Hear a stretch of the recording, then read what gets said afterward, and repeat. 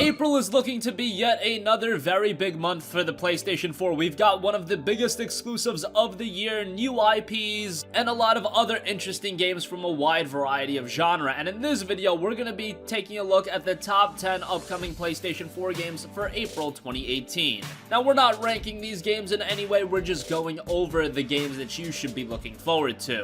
With that being said, let's get right into this. Let's just start off with the heavy hitters. Of course, we have to mention God of War. God of War is arguably the most anticipated PlayStation 4 game of the year. Without a doubt, it's among the top 3, and for good reason. God of War has been one of the staple franchises to the PlayStation going back to the PlayStation 2 days, but even still, with the series being beloved, you could tell with the release of God of War Ascension, it was getting a little bit stale, so that's why it's so exciting that Sony Santa Monica Studio is doing a little bit of a soft reboot. Instead of your typical Greek mythology setting, of course, this new God of War title will be set in the world of Norse mythology. It does seem to have a little bit more of a mature tone, slower paced gameplay, and of course with the introduction of Kratos' son, that's going to add another layer to the gameplay. God of War has always been very consistent in quality, and this game has the potential to be the best of them all. Hopefully it delivers when it releases on April 20th. Power.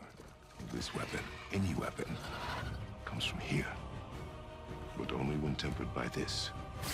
By discipline. The self-control of the one who wields it. Open the door! We need your help!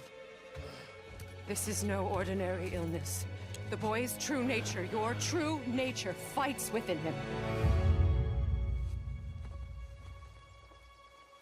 So I'm a man now.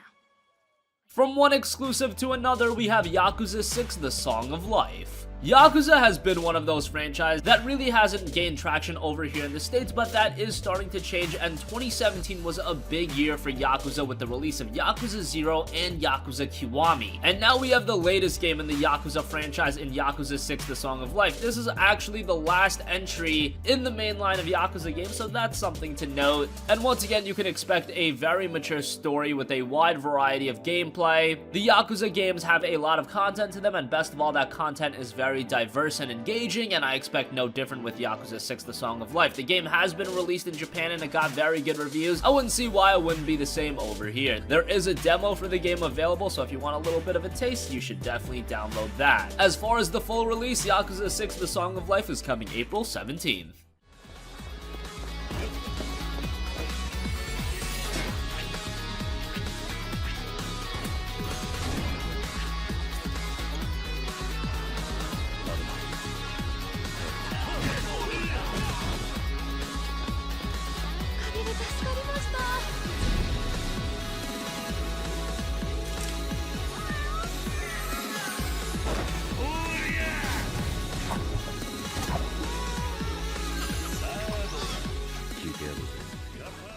Extinction. Extinction is one of the highly anticipated new IPs being developed by Iron Galaxy Studios. It's set in a very unique world where a world has been war, and for a long time humans have fought one another for land and riches. However, their true enemies have now shown themselves 150 tall monsters. Think something like gigantic colossi from Shadow of the Colossus or Titans from Attack on Titan. The developers are adamant that the game is its own entity, and you can't fault them for that. This game looks to have a lot of depth to it with a deep campaign, dynamic side missions, skill-based combat, an interactive environment, and so much more. Extinction is coming to the PlayStation 4 on April 10th.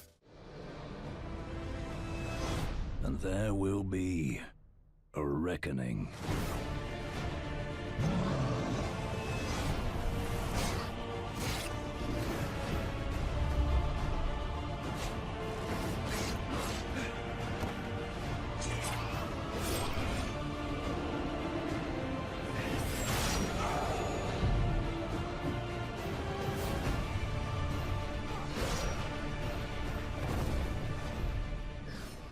Next up, Sinner's Sacrifice for Redemption. Sinner's Sacrifice for Redemption is one game that you would think would be way more anticipated than it is, but lo and behold, it hasn't gained much hype. So what is it? The game is a boss battle or action RPG, and it has you fight 8 bosses, the first 7 each based on one of the deadly sins. And before each battle, you must sacrifice a stat and level down to enter combat. Each fight will be tougher than the last as you wage war against sin itself. Has kind of a Dark Souls feel to it. The premise sounds a little bit like Shadow of the Colossus. Visually, it looks pretty good. It is being done by an unknown studio, but hopefully this can be one of the surprise hits of 2018. We'll find out as Sinner's Sacrifice for Redemption releases on April 25th.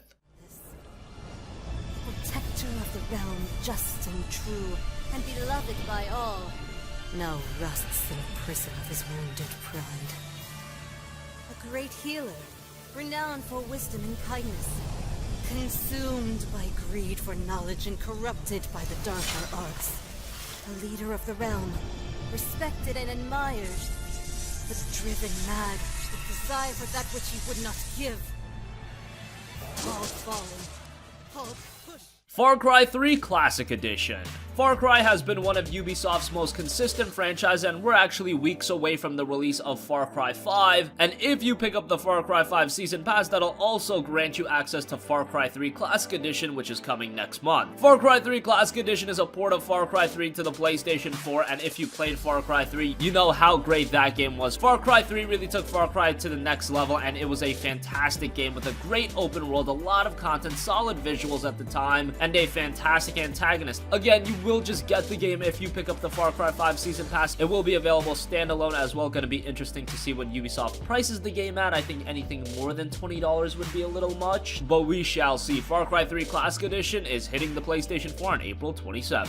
We Happy Few. We Happy Few has been one of the long-anticipated indie titles, and this is more of a big-budget game. It's going to release at a high price, and it's an indie survival and exploration game set in the fictional English city of Wellington Wells. It's a dystopian, retro-futuristic, fashion drug-fueled society formed following an alternate timeline of events within World War II, and it is on the verge of collapse. The game itself is played from a first-person perspective, and it combines role-playing, survival, and roguelike elements. You'll have freedom to explore the open world and various districts that make up Wellington Wells. The game seems to have a lot of depth to it. It's got a very interesting premise and presentation, so this could be another very surprising game on the PlayStation 4. It has been in early access for a while on other platforms, but it's seeing its official release on April 13th. Your fellow citizens. Talk to them. What the fuck are you doing here? Visit them. Wellies love a friendly guest. We Wellies do love our games. It's important to stay young at heart, so use our playgrounds. After all, if we don't, who on earth will? Obey police officers. They're there to protect you. Remember, they're the only ones who are supposed to be out at night. Wellington Wells is always a delightful... The Swords of Ditto. The Swords of Ditto is a very charming action RPG that aims to create a unique adventure for each new hero of legend in the relentless fight against the evil Mormo. You explore a delightful but dangerous overworld, brave menacing dragons, and improve your hero in a charming village during your quest to overcome the evil that plagues the island. It's got a solo and cooperative mode, so if you want to play through the game with a friend, you have that option as well, and overall, this isn't going to be one of the heavy hitters for the year, but a charming little title. Maybe not a game you pick up right away, but if it's a PlayStation Plus title or you find it at a discount, it could be a pretty good pickup. It releases officially on April 24th.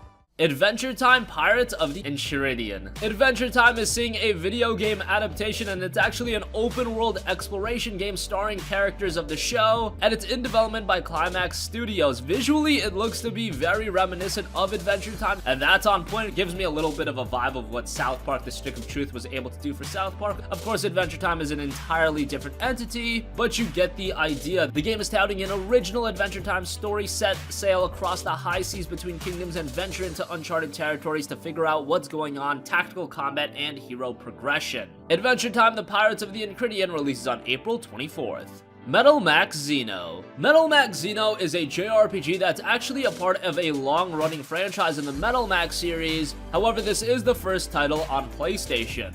As far as art style and presentation goes, it has a lot of vibes from a lot of other Japanese RPGs, but it looks pretty good. It has an interesting premise with all of the weaponry. Yes, it doesn't look as big budget as, say, a typical PlayStation 4 game, and considering the market for JRPGs has been very competitive, we've seen titles like Final Fantasy 15 Royal Edition, we're getting Ni no Kuni 2 Revenant Kingdom, so as far as top-of-the-line JRPGs, this might not be one that really holds up with the best of them. However, for those of you that are ardent JRPG fans, this is one to look out for. Metal Max Xeno releases on April 19th.